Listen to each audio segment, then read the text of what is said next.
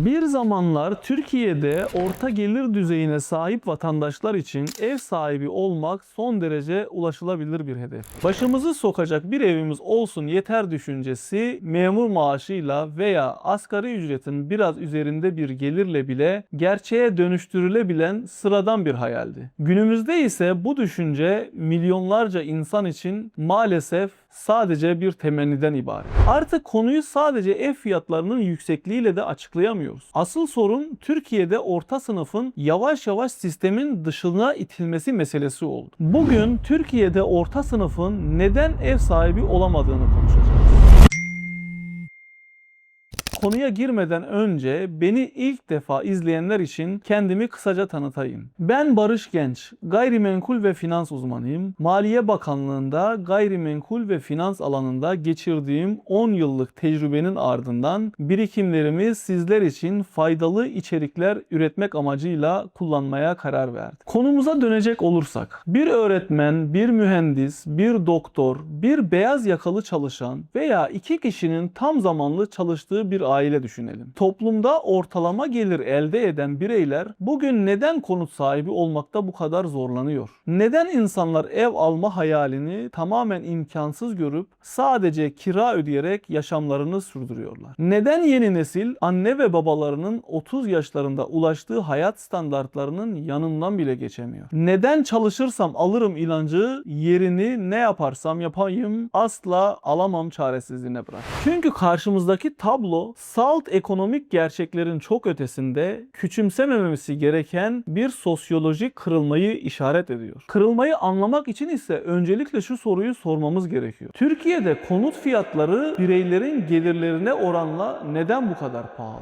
Bunun tek sebebi yüksek faiz oranları veya fırsatçı inşaat şirketleri olarak göremeyiz. Hepimizin bildiği gibi elbette bunların da payı var. Ama arkasında yatan asıl gerçek neden çok daha karmaşık. Bugün Türkiye'de konut fiyatlarını yukarı iten ve orta sınıfın ev sahibi olmasını zorlaştıran 6 büyük güç bulunuyor. Bu 6 güç birleştiğinde orta sınıfın asla ayakta duramayacağı acımasız bir sistem ortaya çıkıyor. Birincisi gelir ile enflasyon arasındaki uçurum. Türkiye gibi kırılgan ekonomilerde neredeyse her 10 yılda bir gelir ile enflasyon arasında ciddi bir kopuş yaşanıyor. Gerekli yapısal reformlar hayata geçirilemediği için enflasyonun üzerinde kalıcı bir gelir düzeyine ulaşmak neredeyse hayal oluyor. Tam maaşlarım iyileşti, artık bir ev taksidine girebilirim dediğimiz noktada yepyeni bir ekonomik sarsıntı yaşıyoruz. Satın alma gücümüz 1-2 yıl içerisinde ciddi darbe alıyor, kendimizi yeniden amansız bir hayatta kalma savaşının tam ortasında buluyoruz. Örneğin maaşımıza yılda %40 zam geldiğini düşünelim. Her şeyin fiyatı sabit kalsaydı bu artışla hayallerimize adım adım yürüyebilirdik. Ama ülkemizde maalesef işler böyle yürümüyor. Bir bakıyoruz kira %70, gıda fiyatları %60, konut fiyatları %100 artmış. Kağıt üzerinde zenginleşmiş gibi görünüyoruz ama aslında alım gücümüz ciddi erimiş.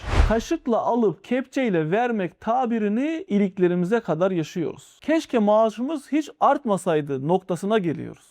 Evet, maalesef durum bu. Çünkü konut fiyatları bizim maaşlarımızın artış hızıyla paralellik göstermiyor. Doğrudan paranın değersizleşmesi hızıyla hareket ediyor. Haliyle hepimiz bu ülkede TL ile maaş aldığımız için öyle bir hal alıyor ki etrafımızdaki tüm emtialar dolar, dövize endeksli yükseliyor. Ben bu durumu hızla çalışan bir koşu bandı üzerinde yürümeye çalışmaya benzetiyorum. Band o kadar hızlı hareket ediyor ki bizi üzerinden adeta fırlatıp atıyor. Tek gayemiz bu koşu bandı üzerinde düşmeden ayakta kalabilmeye dönüyor. Bırakın ev fiyatlarına yetişmeyi, kira artış oranlarına bile zar zor yetişiyoruz. Gelelim asıl köşeye sıkıştıran ikinci büyük meseleye. Kredi sistemlerinin dönüşümü. Hatırlayanlar mutlaka vardır aramızda. Eskiden konut kredileri orta sınıfın elindeki en büyük ekonomik kaldıraçtı. Değil mi? Yanılmıyorum. Bu durumu hepimiz gördük, şahit olduk. Hatta kredi çekmek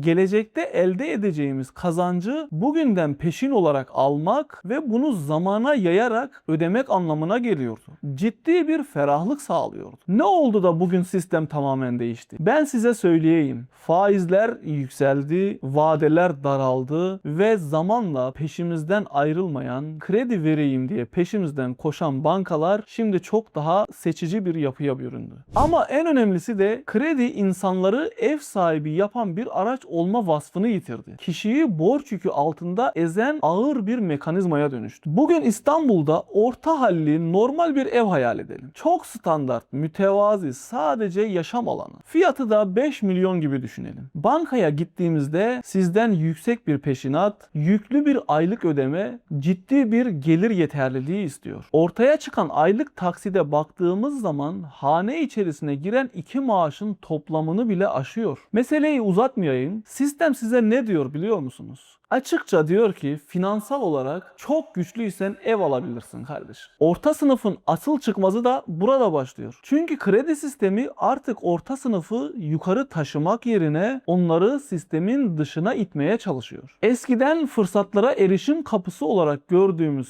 krediler bugün acımasız bir filtreleme sistemi gibi çalışıyor. Sıra geldi 3. meseleye. Ciddi şekilde artan inşaat maliyetleri. Diyelim ki finansman sorununu da çözdünüz. Maalesef keşke sorun burada bitse. Karşımızda öyle inşaat maliyetleri çıkıyor ki iş sadece çimento ve demirle de bitmiyor. Keşke bununla bitse. Enerjisi var, ışığı var, nakliyesi var, ağır vergiler var, bitmek bilmeyen ruhsat süreçleri var ve sürekli dalgalanan kur şokları var. Bunları hepsini eklediğimizde altından kalkılamayacak ağır bir hal alıyor. Bugün Türkiye'de sıfırdan bir ev inşa etmek gerçekten imkansız bir hal alıyor. Ve her bütçeye de uygun olmuyor maalesef. Özellikle son yıllarda maliyetlerde yaşanan sert artışlar müteahhitleri de daha küçük ve daha pahalı, kar marjları çok daha yüksek projelere yöneltiyor. Çünkü orta gelirliye hitap edecek konut üretmek birçok bölgede ekonomik cazibesini tamamen yitirdi. Konut üreten şirketler de doğal olarak şunu düşünüyor. Üst segment konut satıp daha fazla para kazanabileceğim, daha fazla kar edebileceğim konut seçenekleri varken orta gelirliye düşük karla neden konut üreteyim? Bu yaklaşım yaşadığımız şehirlerde ciddi bir dönüşüm de başlattı. Eskiden mahallelerde ailelerin yaşayacağı sıcak apartmanlar inşa edilebiliyorken şimdi sadece yatırımcılara yönelik rezidans konseptli soğuk ürünler üretilmeye başladı. Konut en temel barınma ihtiyacı olmaktan tamamen ne yazık ki çıktı. Finansal yatırım aracına dönüştü. Gelelim 4. mesele olan arsa kıtlığı. Evet, yanlış duymadınız. Arsa kıtlığı. Memlekette arsa biter mi diye düşünmeyin. Özellikle İstanbul gibi büyük şehirlerde sanılanın aksine en büyük problem inşa etmekten ziyade doğru yerde arsa bulabilmek. Şehir büyüdükçe merkezdeki boş alanlar hızla tükeniyor. Arzı kısıtlı olan bölgelerde ise arsa fiyatları astronomik seviyelere çıkıyor. Öyle ki bir konut projesinde maliyetin yarısından fazlası sadece arsa bedeli oluyor. Hal böyle olunca üretilen evin fiyatı da kaçınılmaz olarak ulaşılmaz noktalara çıkıyor. Piyasayı gözlemlediğimizde müteahhitler için küçük metrekareli satış fiyatı yüksek dairelere yöneldiğini görüyoruz. Çünkü ülkemizdeki mevcut sistem onları da maalesef buna zorladı. Arsa bedellerinin yüksekliği diğer büyük bir problem olan imar sorunuyla da birleşince işler içinden iyice çıkılmaz bir hal alıyor. Ve 5. mesele imar sorunu, şehirleşme. Bir bölgede ne kadar yapı inşa edilebileceğini, kaç kat çıkacağını veya yoğunluğu ne olacağını, nasıl üretim yapılacağını, konut fiyatlarını doğrudan etkiler. İmarların sınırlı olduğu bölgelerde arz düşer, talep aynı hızla devam ettiği için de fiyatlar doğal olarak yukarıya taşıyor.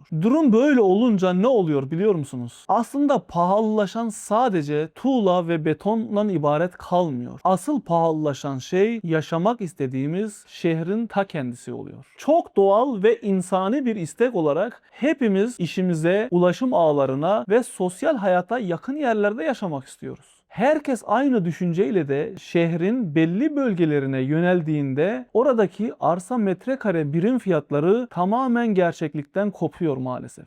Gelelim son meselemiz olan iç ve dış göçler. Çok gündem olmuyor ama orta gelirli bireylerin konut almasını zorlaştıran son ve önemli nedenlerden bir tanesi de bölgesel göçler. Neden mi? Türkiye son 20 yılda büyük iç dış göç dalgalarına maruz kaldı. Hepimiz biliyoruz. Hatta yaşıyoruz. Ülkemizin çevresindeki savaşlar sebebiyle dışarıdan gelen nüfusun yanı sıra küçük şehirlerden büyük şehirlere, Anadolu'dan İstanbul'a doğru bitmek bilmeyen bir iç göç dalgası yaşandı. Nüfusun bu kadar hızlı artması konut talebini de aynı hızla yukarıya çekti. Bir şehirde nüfus artarken planlı ve yeterli konut üretilemezse fiyatların fırlaması kaçınılmaz olur. İç ve dış göçler, yabancı yatırımcı etkisi, küresel sermaye, vatandaşlık karşılığı yapılan satışlar ve döviz endeksli gayrimenkul yatırım anlayışı bir araya geldiğinde bazı bölgelerde konut fiyatları yerel halkın gelir seviyesinin maalesef tamamen aştı ve bağlarını kopardı.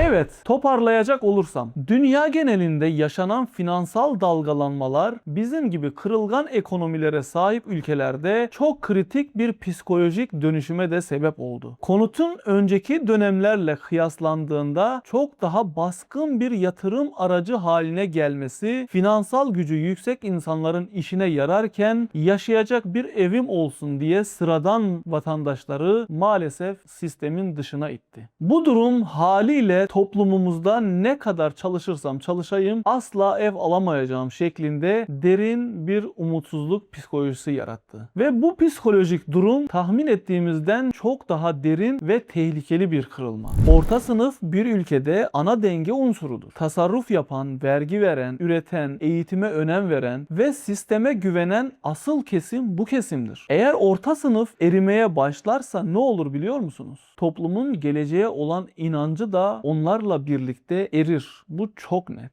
Bugün sokaktaki insanların bu kadar öfkeli ve kaygılı olmasının temel sebeplerinden belki de ilk sırada bu var. Konut krizi artık sadece bir ekonomik sorun olmaktan çıkıp devasa bir sosyolojik krize, bir yaşam biçimi krizine dönüştü. Hepimizin kabul etmesi gerekiyor bu durumu. Bu zorlu tabloda hiçbir çıkış yolu yok mu? Tabii ki de var. Ama çözümü bir sihirli değnek dokunuşu ya da tek gecelik bir kararla gerçekleştirebilecek bir yetenek olarak görmemek gerekir. Uzun vadeli ve rasyonel bir şehir planlamasına ihtiyacımız var. Dar ve orta gelirliye yönelik uygun maliyetli konut üretimine, kalıcı gelir artışına ve sağlam bir finansal istikrara ihtiyacımız var. Konut arzının acilen güçlendirilmesi gerekiyor. Ve en önemlisi de konutun sadece bir yatırım aracına dönüşmesinin engellenmesi gerekiyor. Barınma hakkını koruyan güçlü devlet politikalarına ihtiyaç var. Devlet burada müdahale edip bu sorunu gidermeli. Orta gelir düzeyindeki bireylerin günümüz şartlarında nasıl konut sahibi olabileceğine dair alternatif çözüm yöntemlerini bir başka videoda detaylıca konuşmayı düşünüyorum. Beni buraya kadar izlediğiniz için çok teşekkür ederim. Umarım sizin için de faydalı bir video olmuştur.